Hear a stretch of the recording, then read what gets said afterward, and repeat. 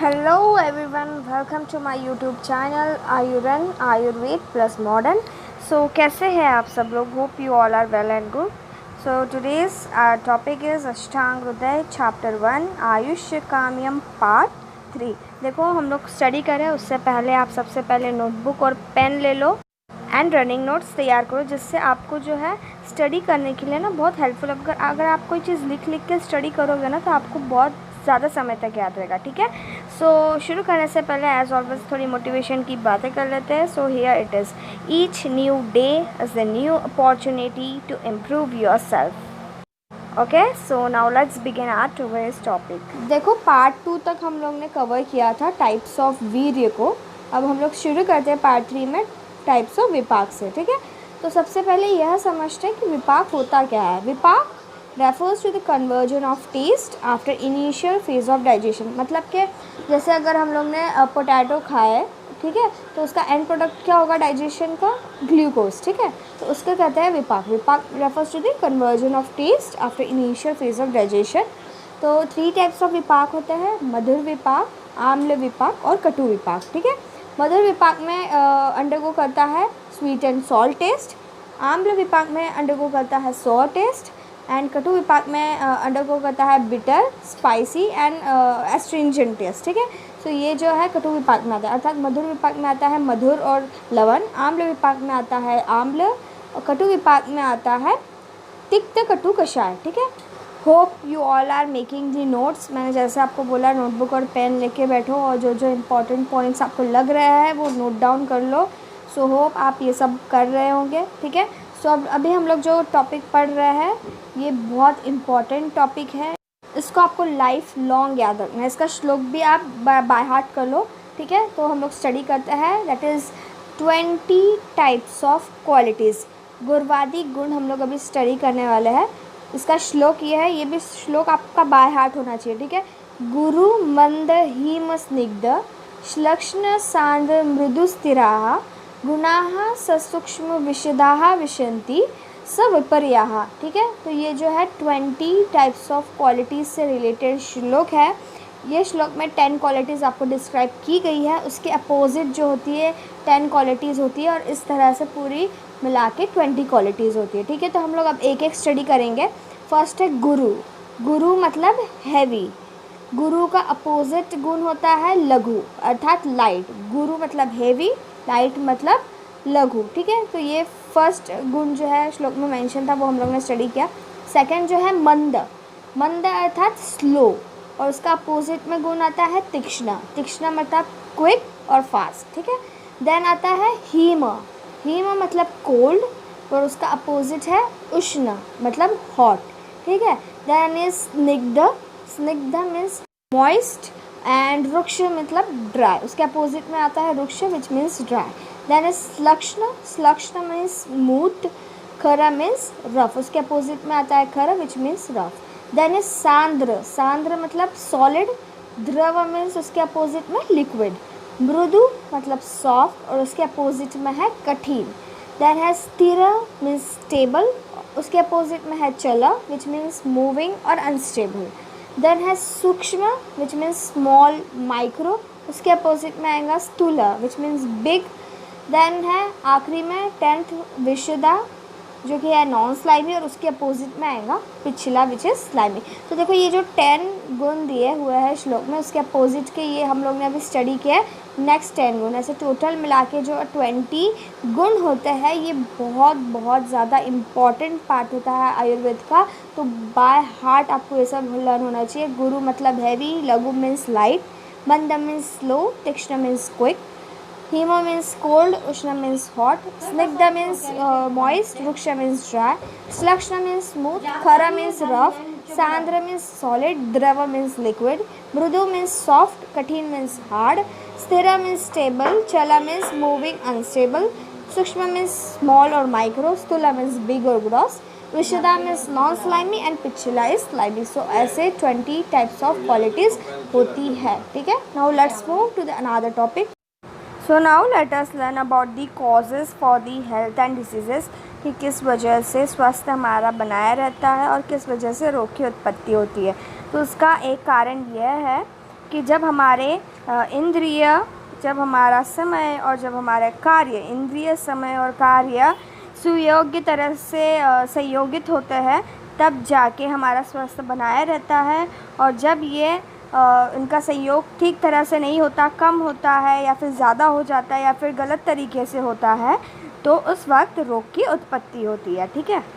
So now we will learn about the definition of health and diseases. श्लोक यह है, रोगस्तु दोष वैषम्यम दोष साम्यम आरोग्यता, अर्थात बैलेंस ऑफ थ्री दोषा is called as health and imbalance of three दोषा is called as diseases. Let's move to the another topic, that is types of diseases. श्लोक है, निजागंतु विभागेन तत्र रोगा द्विधा स्मृता, अर्थात जो रोग होते हैं वो दो प्रकार के होते हैं। पहला जो प्रकार है वो है निज रोग, दूसरा जो प्रकार है वो है अगंतु रोग। तो हम लोग एक एक स्टडी करते हैं। पर सबसे पहले निजा रोग। निजा मतलब कि इंटरनल, तो ऐसे रोग जो कि इंटरनल फैक्टर्स के इम्बैलेंस की वजह से उत्पन्न होते हैं उसको बोलते हैं निजा रोग। जैसे कि एग्जांपल के तौर पे हम लोग देख सकते हैं, अगर कोई बहुत ज़्यादा गर्म खाना खा लेता है, बहुत सारे गर्म चीज़ें खा लेता है, तो उसकी वजह से क्या होता है, गैस्ट्राइटिस हो जाता है। ठीक है। तो ये कैसा हो गया, because of imbalance in internal factors, ये जो रोग है गैस्ट्राइटिस वो उत्पन्न हुआ। ठीक है। अब हम लोग स्टडी करते हैं अगंतु रोग। ऐसे रोग जो कि एक्सटर्नल फैक्टर्स के वजह से उत्पन्न होते हैं उसे बोलते हैं अगंतु रोग। जैसे कि किसी को इंजरी हो जाती है, वो एक्सटर्नल फैक्टर है। ठीक है। सो ये हुए अगंतु रोग। सो इस तरह से हम लोग ने पढ़ा निज रोग और अगंतु रोग। एक बात याद में रखिए कि निज रोग और अगंतु रोग जो होते हैं, ये this both diseases, both type of diseases can occur to the body and mind. ठीक है। Now let us study about the types of mental दोषास। देखो, मेंटल दोषास का ये श्लोक है, उसका अर्थ ये है कि जो मेंटल दोषास होते हैं वो दो प्रकार के होते हैं, एक है राजस, दूसरा है तामस। देखो अब हम एक एक करके स्टडी करते हैं। फर्स्ट जो है वो है राजस। राजस is the quality of mind that drives us to take the action, जो कि एक्शन लेने में जो प्रेरित करता है वो दोष है, वो मेंटल दोष जो है वो राजस है। तामस जो है वो लीड करता है इनएक्शन को एंड मतलब कोई एकदम एनर्जी ना रहना, एकदम टायर्ड अप हो जाना, ये जो सब है रिलेटेड, ये है तामस दोष से। ठीक है।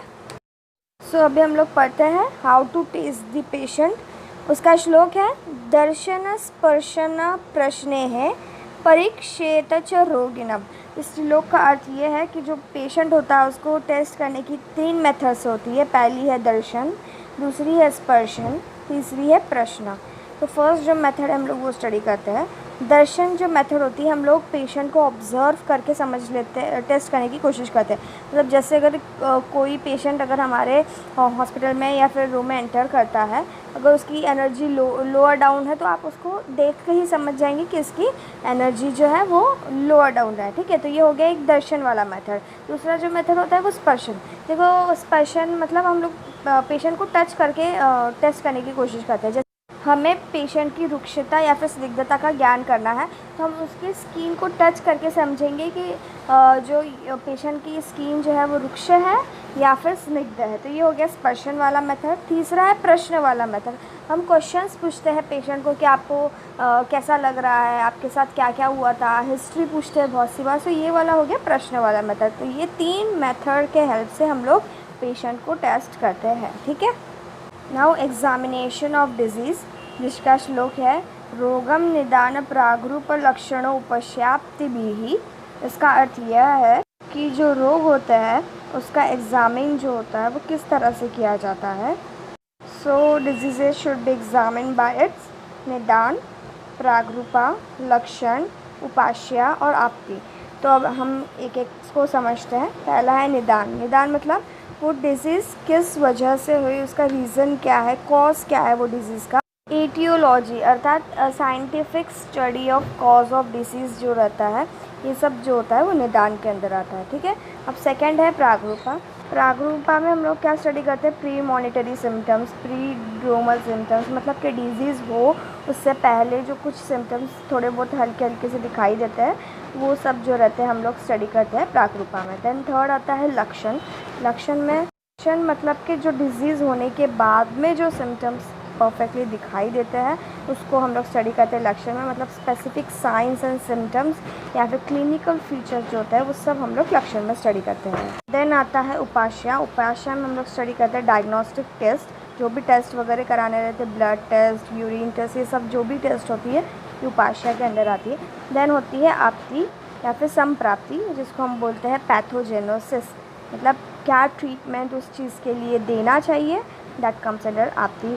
सो ये हो गया कि किस तरह से एग्जामिनेशन ऑफ डिसीज़ की जाती है। So now let us learn about the types of habitat, मतलब कि देश के बारे में स्टडी करते हैं। तो ये जो आयुर्वेद है उसमें 2 काइंड्स के बताए हुए हैं। पहला है भूमि देश, जिसमें रीजन ऑफ लैंड होता है, और देह देश अर्थात बॉडी। ठीक है, तो जो ये 2 टाइप के देश होते हैं, एक है भूमि देश, दूसरा है देह देश। तो इसमें जो भूमि देश होता है, लैंड रीजन, वो 3 प्रकार के होते हैं, further divided into 3 types. First है जांगल, दूसरा है अनुप और तीसरा है साधारणा। ठीक है, तो अब हम लोग एक एक कर को स्टडी करते हैं। पहला है जांगल। जांगल जो होता है वो प्रीडोमिनेटेड होता है वात से। इसमें आते हैं डेजर्ट लाइक एरिड रीजन, जिसमें ना ही कोई माउंटेन्स होते हैं या फिर ना ही कोई हिल्स होते हैं, बहुत पुअर और कम वेजिटेशन होता है, और जो वाटर रिसोर्सेज रहते हैं वो भी बहुत कम होते हैं, और ये बहुत ज़्यादा ब्रीजी होता है, मतलब बहुत विंड बहुत चलती है यहाँ पे। ठीक है, तो ये जो जांगल देश है ये डोमिनेटेड बाय वाता होता है। इसमें जो है एरिड रीजन होता है, desert like with no mountains, no hills, less vegetation, poor water resources and is more breezy. अब नेक्स्ट हम लोग स्टडी करते हैं अनुप देश। अनुप देश जो होता है, ये जो होता है प्री डोमिनेटेड बाय कफ होता है। इसमें आती है मार्शी लैंड, जो कि with more water resources, more vegetation और very less sunlight and heat. मतलब यहाँ पे जो है वाटर का रिसोर्सेज अच्छा खासा होता है, वेजिटेशन भी अच्छी खासी होती है, और सनलाइट और जो हीट होती है वो काफ़ी कम हद तक होती है। ठीक है, अब थर्ड वन है वो है साधारण देश, जो कि जिसमें सारे त्रिदोष जो होते हैं वो बैलेंस्ड होता है।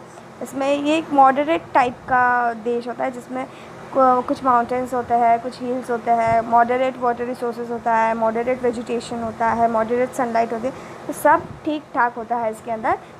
किस में ठीक ठाक होता है, जो कि डोमिनेटेड है बाय बैलेंस ऑफ 3 दोषा, दैट इज़ साधारण देश। ठीक है, तो ये हो गया टाइप्स ऑफ हैबिटेट।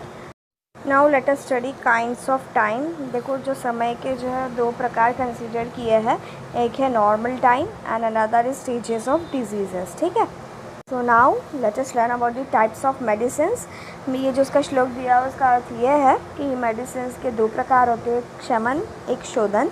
शमन स्टडी करते हैं सबसे पहले, it is used in palliative treatment. Palliative treatment मतलब जो कि रिलीफ करता है सिम्टम्स को, क्वालिटी ऑफ लाइफ इम्प्रूव करता है।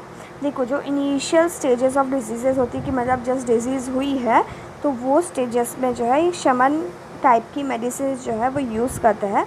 इनका फंक्शन ये होता है कि ये दोष को नॉर्मल लेवल पर ला कर रखते हैं, विच ब्रिंग्स दोष टू द नॉर्मलिटी। ठीक है, अब शोधन जो होती है वो एग्रेवेटेड स्टेजेस ऑफ डिजीज़ेस में यूज़ होती है, मतलब कि अगर बहुत ज़्यादा डिज़ीज़ का एकदम एक्सट्रीम लेवल आ जाता है तब जाके हम लोग शोधन टाइप की मेडिसिन यूज़ करते हैं। This are useful for purification treatment, जो कि एक्सपेल कर देते हैं इम्बैलेंस दोष आउट ऑफ द बॉडी। शमन में क्या हो रहा था कि वो दोष को नॉर्मल लेवल पे लाकर रख रहे थे, लेकिन शोधन में क्या होता है वो एक्सपेल कर देते हैं, बॉडी से बाहर निकाल देते हैं इम्बैलेंस दोषास को। ठीक है, अब एग्जांपल के तौर पे देखते हैं, जैसे वात, पित्त और कफ का लेते हैं। सबसे पहले वात में जो बस्ती जो होती है, बस्ती चिकित्सा जो हम लोग करते हैं वो शोधन ट्रीटमेंट हो गया, और ऑयल जो होती है वो शमन ट्रीटमेंट हो गया। मतलब एक्सट्रीम लेवल अगर वात का कोई डिसऑर्डर हो जाता है तो उसमें हम लोग बस्ती की चिकित्सा करते हैं, और ऑयल जो होती है वो अगर इनिशियल स्टेज होगा तब हम ऑयल की चिकित्सा करेंगे। पित्त में जो है शोधन, अगर शोधन करना है तो विरेचन चिकित्सा करते हैं, और घी जो है वो शमन वाली हो गई। ठीक है, और कफ में जो है वमन जो होती है वो शोधन वाली हो गई, और हनी जो है शमन वाली हो गई। शमन शोधन याद रखो, शमन इनिशियल स्टेजेस में यूज़ होता है और शोधन जो एग्रेवेटेड स्टेजेस में यूज़ होता है। वात के लिए शोधन की है बस्ती, पित्त के लिए है विरेचन, और कफ के लिए वमन। और शोधन के लिए वात में होता है ऑयल, पित्त के लिए होता है घी, और कफ के लिए होता है Honey. So this was the types of medicines. Hope guys आप सब ने रनिंग नोट्स जो है इस लेक्चर के बना लिए होंगे। Thank you so much for watching this video. Please like कर देना अगर आपको ये वीडियो में कुछ भी थोड़ा भी पार्ट समझ में आ रहा है तो एज ए अप्रिशिएशन लाइक कर देना। इसे शेयर करना अपने फ्रेंड सर्कल में एंड सब्सक्राइब करना तो बिल्कुल मत भूलना। और don't forget to press the notification bell. अगर आप नोटिफिकेशन बेल ही नहीं दबाएंगे तो आपको न्यू वीडियो लेक्चर्स के अपडेट ही नहीं मिलेंगे। Okay, so thank you so much guys.